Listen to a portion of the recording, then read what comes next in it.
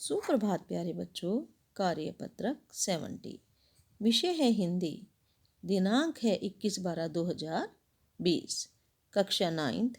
बेटा सबसे पहले आप अपना नाम लिखेंगे, फिर अपनी कक्षा अध्यापिका का नाम लिखेंगे। तो ये है आपकी पुनरावृत्ति। तो इससे पहले भी बेटा हमने लहासा की ओर पाठ के गद्यांश पढ़े थे। अब उससे आगे तिब्बत की राजधानी लहासा की यात्रा पर निकले इस पाठ के लेखक कौन है? राहुल सांस्कृत्यायन। अपनी यात्रा के आखिरी पड़ाव में आगे बताते हैं कि तिब्बत की जमीन बहुत अधिक छोटे बड़े जागीरदारों में बटी है। कि जो तिब्बत की ज़मीन है उसके जागीरदार छोटे भी हैं और बड़े भी हैं, उनके अंदर ये ज़मीन बटी हुई है। इन जागीरदारों का बहुत ज़्यादा हिस्सा मठों का मतलब होता है बेटा विहारों के हाथ में है। तो जागीरदारों का जो बहुत सारा हिस्सा किसके हाथ में है? मठों के हाथ में है। अपनी अपनी जागीर में हर एक जागीरदार कुछ खेती खुद भी करता है। तो जो जागीरदार है, जो ज़मीन का मालिक है, वो खुद भी कुछ खेती करता है, जिसके लिए मजदूर बेगार में मिल जाते हैं। बेगार में मिल जाने का मतलब बेटा कि उन मजदूरों को केवल खाने पीने का सामान देते हैं, पैसे नहीं देते। खेती का इंतजाम देखने के लिए वहाँ कोई भिक्षु भेजा जाता है। भिक्षु जो मठों में रहता है। हमारे यहाँ भिक्षु की जगह कौन होते हैं? पंडित। तो खेती का जो इंतजाम है उसको देखने के लिए किसको भेजा जाता है? भिक्षु को भेजा जाता है, जो जागीर के आदमियों के लिए राजा से कम नहीं होता। जो जागीर के जो आदमी हैं उनके लिए वो राजा से कम नहीं होता। समझो राजा ही होता है, मालिक होता है। शेखर की खेती के मुखिया भिक्षु बड़े भद्र पुरुष थे। तो जो शेखर की खेती के मुखिया कौन है? वो मुखिया है भिक्षु। वह बहुत प्रेम से मिले, यानी कि इनसे जो हमारे लेखक हैं इनसे बड़े प्रेम से मिले। हालांकि उस वक्त मेरा भेष ऐसा नहीं था कि उन्हें कुछ भी ख्याल करना चाहिए था। यहाँ एक अच्छा मंदिर था जिसमें कंजूर का मतलब होता है बेटा बुद्ध वचन का अनुवाद, जो बुद्ध के वचन है उसका विश्लेषण करना, अनुवाद करना की हस्तलिखित 103 पोथियाँ रखी हुई थी।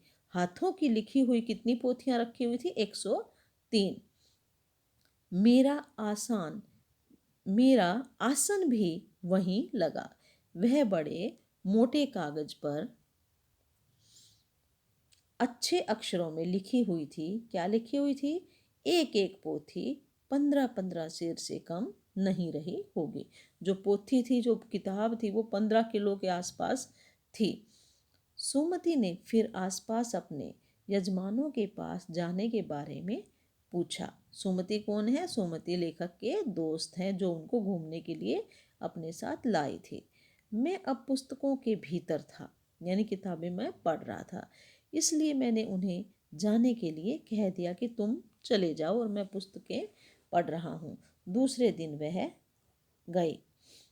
मैंने समझा था 2-3 दिन लगेंगे, लेकिन वह उसी दिन दोपहर बाद चले आए।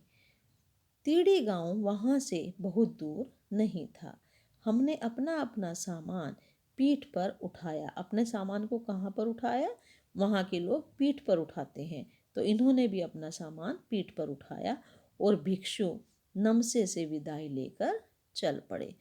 वहाँ भिक्षु थे तो भिक्षु से विदाई लेकर वहाँ से चल पड़े। तो अब बेटा ये गद्यांश यहीं समाप्त होता है। अब इसके प्रश्न उत्तर, जो प्रश्न उत्तर हैं उनको आप याद भी करोगे और कॉपी में भी लिखोगे। पहला प्रश्न है, जागीरों में खेती का इंतजाम देखने के लिए किसे भेजा जाता था? तो उत्तर है, जागीरों में खेती का इंतजाम देखने के लिए किसी भिक्षु को भेजा जाता था। किसको भेजा जाता था? किसी भिक्षु को। प्रश्न नंबर 2, शेखर की खेती के मुख्य भिक्षु का क्या नाम था?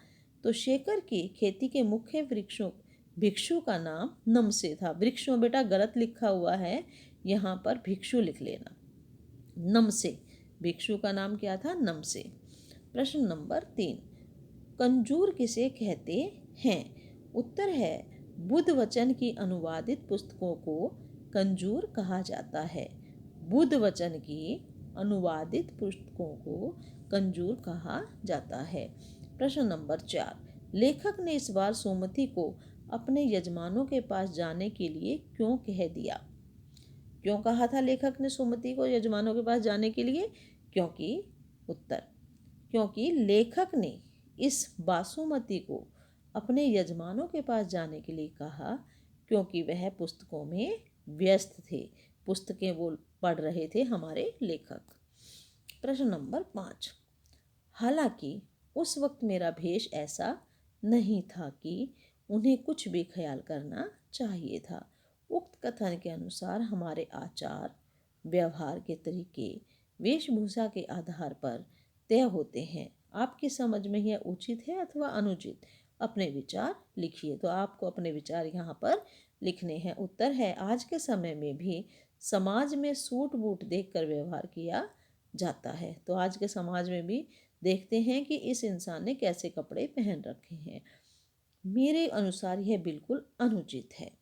किसी भी व्यक्ति की पहचान उसके कपड़ों से नहीं बल्कि चरित्र, व्यवहार तथा ज्ञान से होनी चाहिए। तो बेटा ये आपके प्रश्न उत्तर थे, यहीं समाप्त होते हैं।